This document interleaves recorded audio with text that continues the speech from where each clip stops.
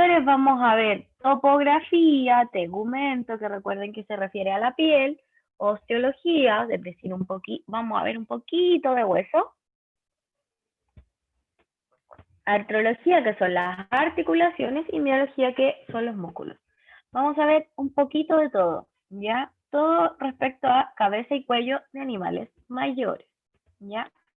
Entonces, en términos generales, y hablando de regiones anatómicas, en la cabeza son bastante similares en bovino, en equino, en caprino, incluso en nosotros mismos, ¿ya? Todos tenemos una región mastérica, una región nasal, dorsal, nasal lateral, región orbital, todo eso nosotros también lo tenemos. De distinta forma, obviamente, distinta distribución o amplitud, pero son bastante similares, ¿ya? Igual que el resto del cuerpo. Y lo que sí hay extra es que en algunas razas de bovinos, o sea, de vacas, ovinos, que son las ovejas, y caprinos, que son los chivos, o las cabras, se describe que hay una región cornual, ¿ya? Que corresponde obviamente al cuerno, ¿ya? Entonces, topografía y tegumento.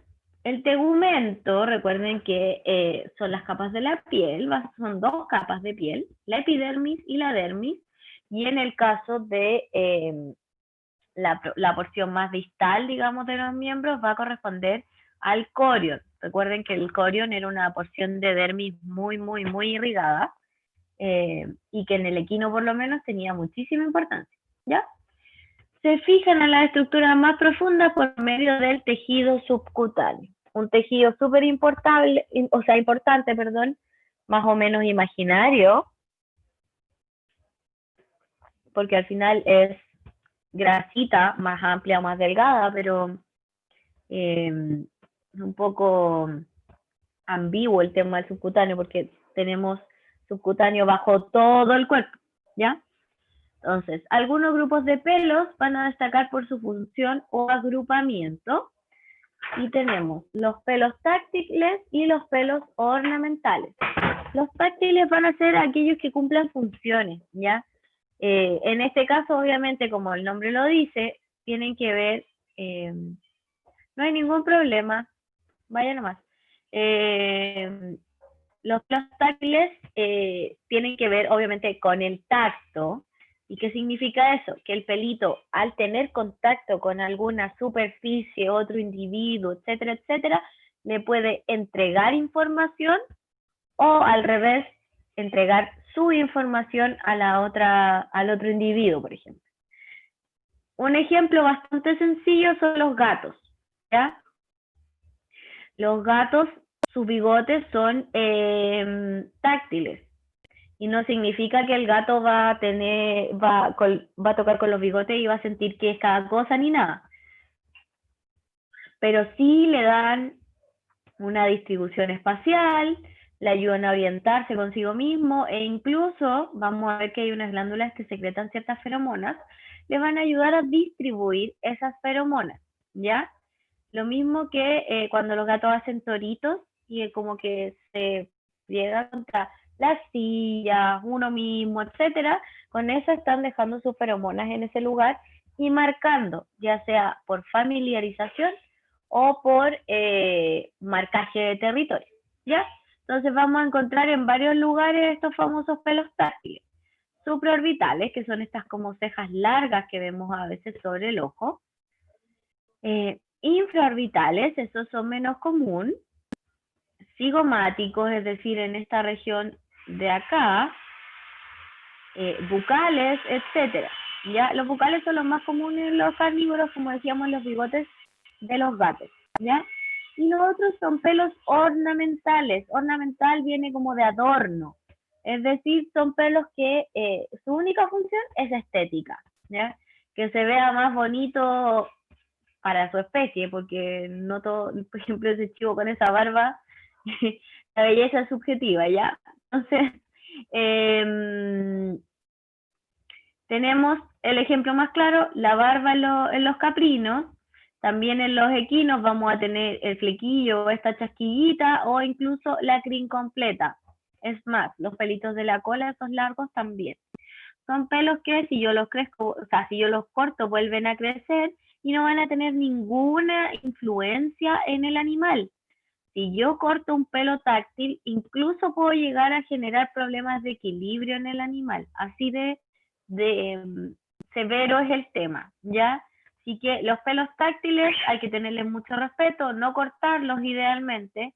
Los ornamentales da exactamente lo mismo. Si quieren le hacen trenzas, si quieren los cortan, es problema de ustedes, ¿ya?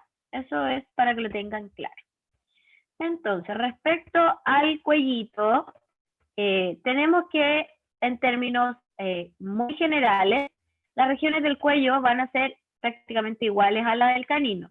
Obviamente van a ser más largas, más amplias, pero más de lo mismo, ¿ya? O sea, tenemos una región cervical dorsal, lateral, ventral, exactamente igual. Que sí cobra importancia acá, que no se usa en el perro, pero acá sí, es la tabla del cuello. Este dibujo está un poco distorsionado porque la tabla es más amplia. Este número 2 debería ser más angosto, ¿ya? Pero acá en el caballo sí está bien dibujado. Esta tabla del cuello está compuesta por estructuras musculares y su mayor gracia, digamos, es que puedo inyectar intramuscular en esta zona. Algunas vacunas se ponen incluso en esta zona. Si necesito inyectar mayor cantidad o ese tipo de cosas, ahí ya en esos casos lo que uno hace es inyectar en la zona glútea o de la grupa, ¿ya? Pero las vacunas, por ejemplo, se pueden poner sin ningún problema en esta zona. Según entiendo, ya vieron el tema de los inyectables, como en qué ángulos van y qué sé yo, ¿ya? Por lo tanto, los musculares, generalmente uno inyecta bastante similar a como en las películas apuñalan a la gente.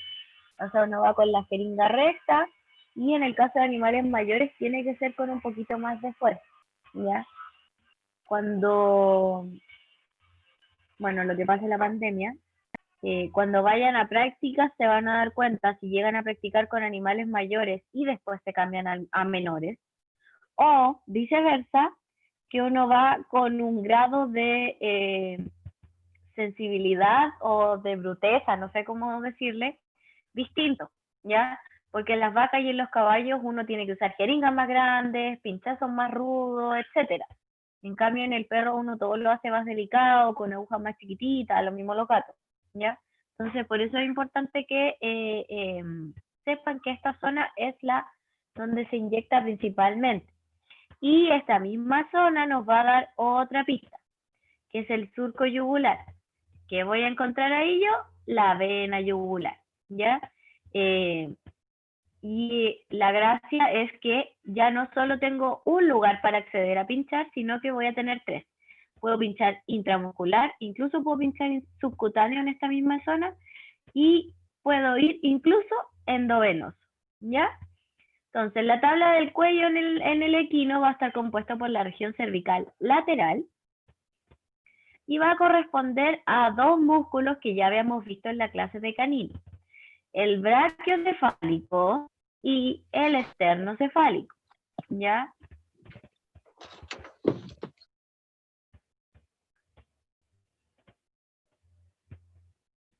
Entonces, estos dos músculos, recuerden que ya lo habíamos visto, uno salía desde el brazo hacia la cabeza y el otro iba directamente desde el hombro hacia las alas del atlas, ¿ya? Son grupos musculares bastante grandes, ya no son como en el perrito que son mucho más. Y aquí por eso está en asterisco lo de la importancia clínica porque nos sirve para pinchar, ¿ya? Cuando uno tiene, por ejemplo, un caballo hospitalizado, así como ponemos las bránulas en los perritos en la región dorsal de la mano, también tenemos, también se hospitalizan los caballos. En la clínica del Club Hípico siempre hay caballos hospitalizados.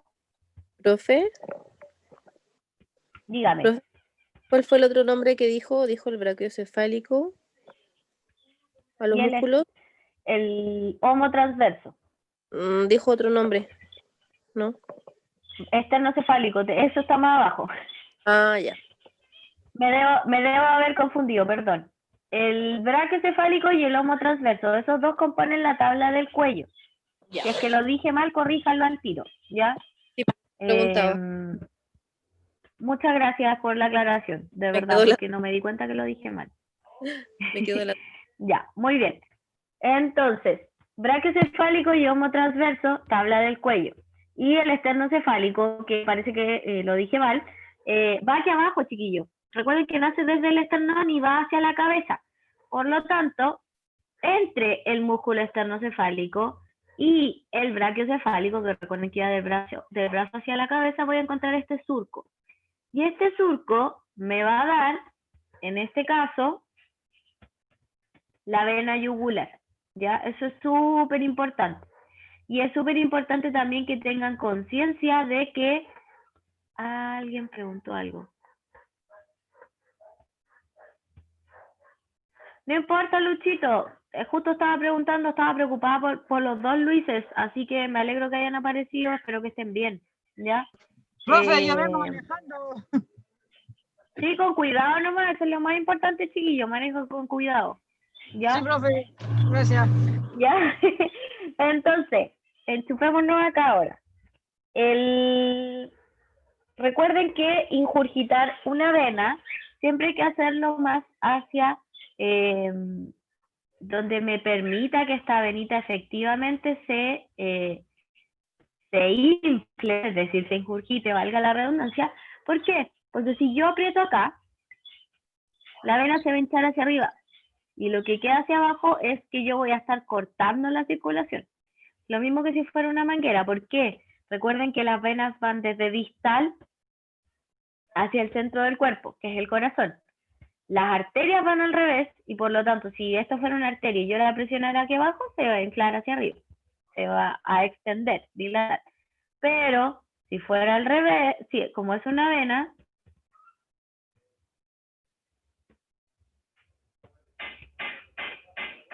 pero Luchito, váyase para la casa nomás y la Diana igual graba la clase, pues tenga cuidado, por favor. Ya, entonces, esa es la gracia, quitar la vena hacia distal, ya, eso es importante. Acá, fíjense, ahí están tomando una muestra de sangre, la imagen no es muy HD, no nos acompaña mucho, pero están tomando una muestra de sangre. Cuando uno hospitaliza animalitos, caballo en este caso, se pone igual una bránula o a veces directamente la mariposa. ¿Qué es lo importante? Que uno las fija con puntos a la piel, ¿ya? ¿Por qué? Porque el caballo no le puedo dar una vuelta con cinta, ni tampoco le puedo pegar un pedacito de cinta aquí y esperar que esa bránula se mantenga. Porque el caballo va a mover el cuello, va a sacudir el lomo y ya esta aguja va a salir volando, ¿ya? Entonces esa es la importancia de dejar siempre fijada esta bránula. Lo ideal es poner bránula, pero muchas veces se pone solo la mariposa, ¿ya? Porque se ponen unos puntitos aquí a los lados y las bajadas de suero o el suero en sí, la bajada, digamos, es como un cable de teléfono, para que se hagan una idea de los antiguos. Esa es la forma, es espiral, entonces le va a permitir al caballo moverse dentro de su jaulita, pesebrera, perdón, me da con animales menores. Dentro de su pesebrera se va a poder mover, pero obviamente bastante más reducido, se va a poder echar si quiere, y no va a tener el riesgo de que el suero se salga o desde la vena o desde el suero mismo, ¿ya? Y aquí lo que están haciendo, tampoco nos acompaña mucho el HD de la imagen, es inyectar directamente a la tabla del cuello, ¿ya? Entonces, continuamos con esto. Cuello, topografía y tegumento. Estas cositas que la mayoría hemos visto en los chivitos no tienen ni una importancia, ¿ya? Se llaman zarcillos o marmellas o mamellas incluso, y existe en los caprinos. No tienen hasta el momento, no se ha descubierto que tengan alguna función específica, ¿ya? Las podemos ver en la hembra y en los machos, entonces es poco probable que sea, por ejemplo, una función reproductiva, ¿ya? O un vestigio de alguna estructura tampoco calzaría, ya son netamente estéticas. Alguien decidió la estética del chivo, no sé. Entonces, los cuernos son permanentes en los rumiantes. Este animal, este obviamente es un toro, es de una raza que en estos momentos no recuerdo, pero aquí en Chile no hay. Y si se fijan, los cuernos son derivados cutáneos, ya, es decir, de la misma piel. No están en todas las razas de bovinos, o sea, yo puedo encontrar vacas o toros sin cuernos, que no hayan sido descornados, obviamente, y van a estar compuestos bastante parecidos a la lengua, una base, un cuerpo y un vértice, ¿ya? Esto que dice acá de epíceras es una estructura que queda entre la dermis y la epidermis, pero para efectos del curso, la verdad es que, y para efectos de la vida en realidad, si alguien trabaja con vacas, nadie le va a preguntar dónde están las epíceras, ¿ya? Entonces, el cuerno cubre al proceso cornual. Si se fijan, aquí hay hueso, y este hueso va dentro del cuerno, ¿ya? Son exclusivos los cuernos de la familia Bovidae. ¿Qué significa eso? La taxonomía nos permite distribuir el reino animal en ciertas formas. Tenemos reino, filum, clase, orden, familia, género, especie. Se supone que uno se debería saber todo eso de cada animal. Nadie se lo sabe realmente, solo los biólogos evolutivos. Pero, por ejemplo, vamos a decir la familia Bovidae o la familia de los caninos, etcétera. ¿Ya? Esta es la familia de los bovinos. Bajo esto vamos a tener un género que puede ser los bovinos con cuernos grandes, los bovinos con cuernos chicos, así.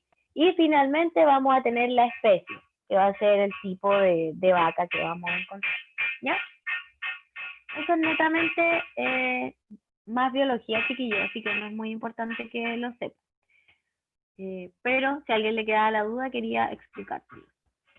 Ahora, ojo, los cuernos, esto es un seno. Las vacas y los caballos, nosotros también, tenemos senos en el cráneo. Son estructuras huecas, vacías, que normalmente no debería haber nada dentro de ellas. ¿Qué pasa, por ejemplo, cuando estas estructuras se contaminan? Pasan las famosas sinusitis, ¿ya? Que viene de seno.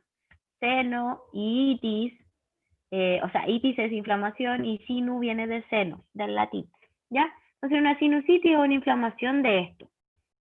¿Qué pasa? Cuando son chicos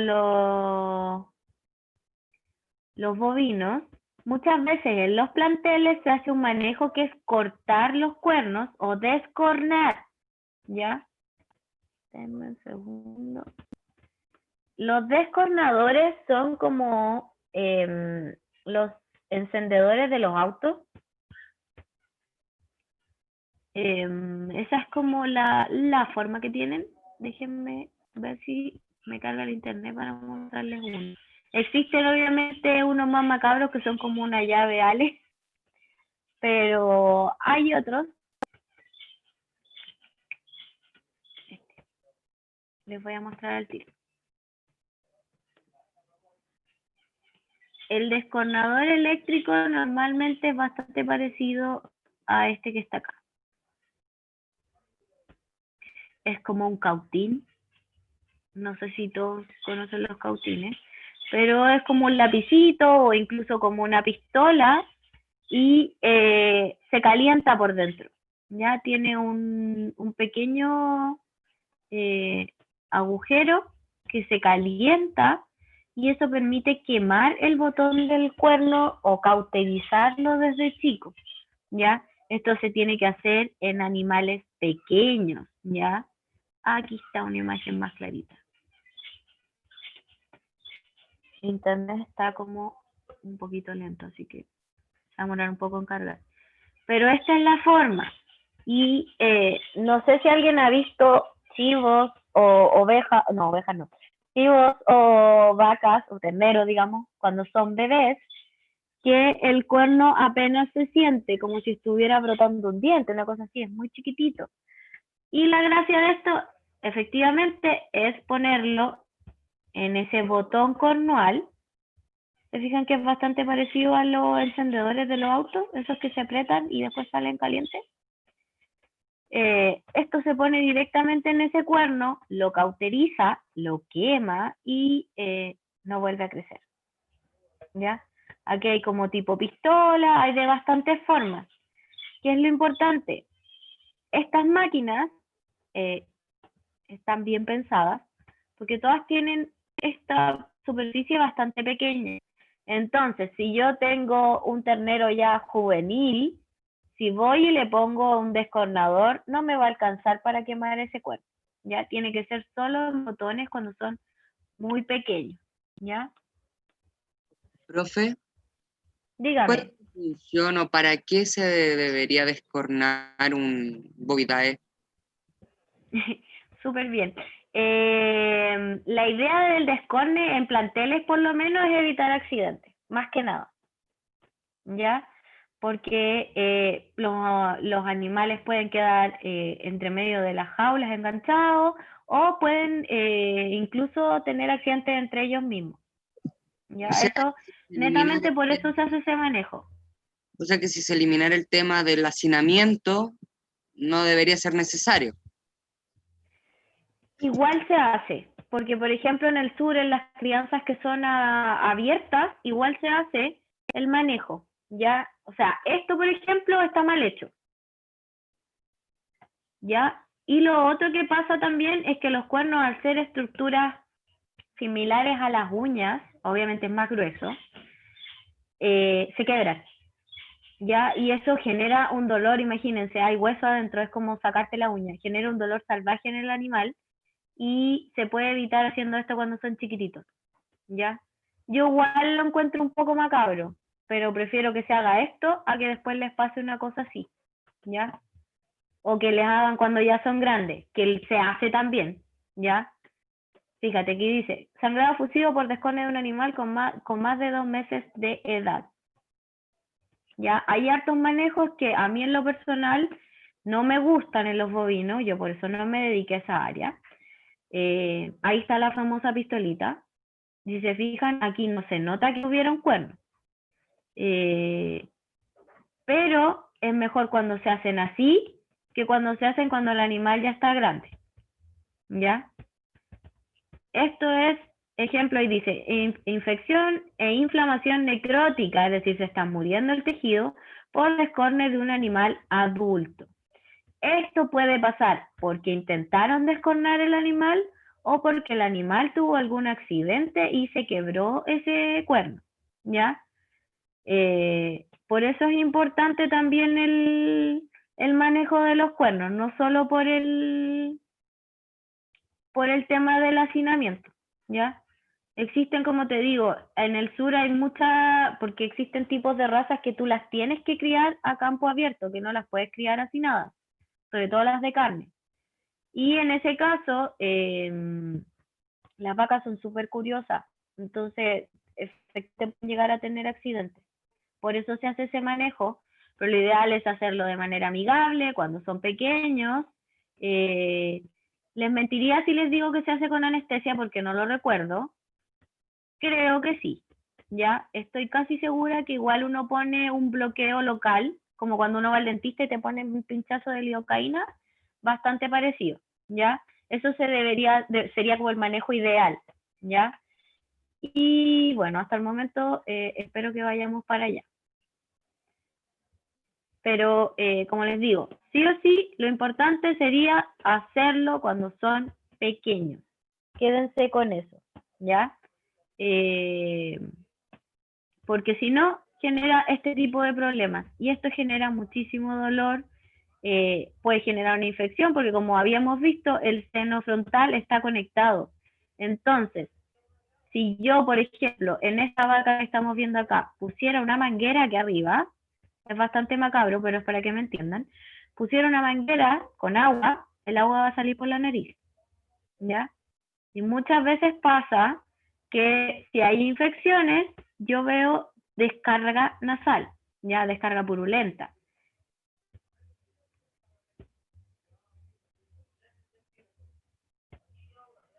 Mira, acá un aporte de Luchito, sobre todo cuando ven varias, el ovino busca y no hay barrera que les pare, es verdad. Los animales, sobre todo acá en la zona, son re porfiados y poco manejables. Entonces, no sé, por ejemplo, cuando se hacen las veranadas, que es que los van a dejar al cerro a pastar, es muy fácil que tengan accidentes, ¿ya?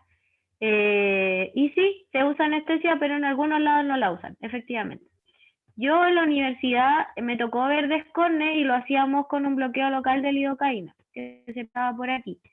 Pero a uno en la universidad le enseñan siempre lo ideal, ¿ya? Entonces hay cosas que yo por eso no les puedo garantizar que se hagan así, ¿ya?